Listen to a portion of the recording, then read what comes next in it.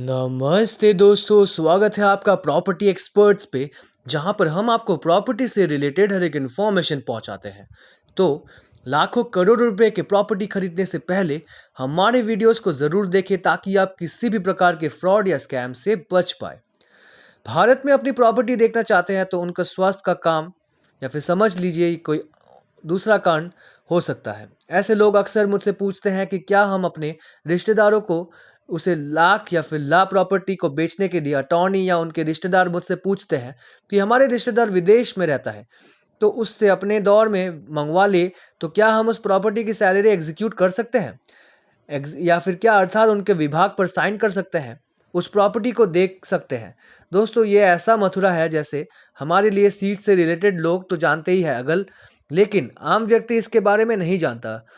उस पर किस तरह की लैंग्वेज वहाँ की एम्बेसी जीपीए भेजनी होगी, लिखी हो, या इसके लिए विदेश से आया बिना उस प्रॉपर्टी को बेचना काफ़ी संभव है या फिर नहीं है, ऐसे बहुत से सवाल या फिर मुझसे अक्सर पूछे जाते हैं। तो दोस्तों, मैं आपको आज इस विषय पर ही बताना चाहूँगा कि यदि किसी व्यक्ति का कोई रिश्तेदार विदेश में रहता है, इसके लिए विदेश से उसे एक स्पेशल पावर हाई कमीशन से सर्टिफाइड नोटिस करवा कर उसे भेजना पड़ेगा। तो यह इंदौर की तरह ध्यान से देखें। ऐसी होती है कि राइट स्टेप को देखें। भारत में किसी प्रॉपर्टी को बेचने के लिए मान्य नहीं होती पड़ती कि पार्टी पे बैंक से लोन लेना होता है तो उसे लोन मिल सकता है, और इसके अलावा भारत की जिस स्टेट में वो उसे हटाने को भेजेगा 3 महीने के भीतर सब रजिस्टर ऑफिस में रजिस्टर करवाना ज़रूरी होगा। यदि प्रॉपर्टी 3 महीने से पहले की बिक जाती है, समय लगता है उस प्रॉपर्टी या फिर स्पेशल पावर ऑफ हटाने के लिए।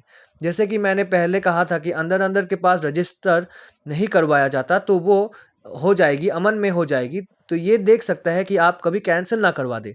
लेकिन अब एक बार जो आती है, जो अधिकतर लोगों को मालूम नहीं है, वो व्यक्ति आपको विदेश से या फिर जीपीएस एम्बेसडर ऑफ इंडिया इस बात से स्पेशल पावर ऑफ इंडिया के लिए ताल्लुक है। यानी कि अगर आप 50 लाख के ऊपर की रकम की कोई प्रॉपर्टी बेच रहे हैं या फिर करता है, सपोज 4 लाख की सीमा लागू नहीं होती, वो फिर एनआरआई की कीमत पर भी अगर अपनी प्रॉपर्टी बेचता है तो 20.6% एनआरआई है तो उस पर 50 लाख की सीमा लागू नहीं होती। अगर अपनी प्रॉपर्टी बेचते हैं तो उस पर 20.6%। दूसरे काम पर बहुत प्रॉपर्टी देखी जा रही है इसी यूट्यूब चैनल पर, जिन्हें आप मेरे इसी लेकिन साधारण शब्दों में समझाते हुए लगभग 4 एपिसोड बनाने पड़े। शुक्रिया ये वीडियो देखने के लिए। आशा करता हूँ आप सबको बहुत सारी चीज़ों के बारे में पता चला होगा। हमारे सारे वीडियोस को ज़रूर देखें ताकि आपके मन में कोई भी प्रॉपर्टी से रिलेटेड डाउट ना रहे। शुक्रिया। Rated help, please contact us. Thank you.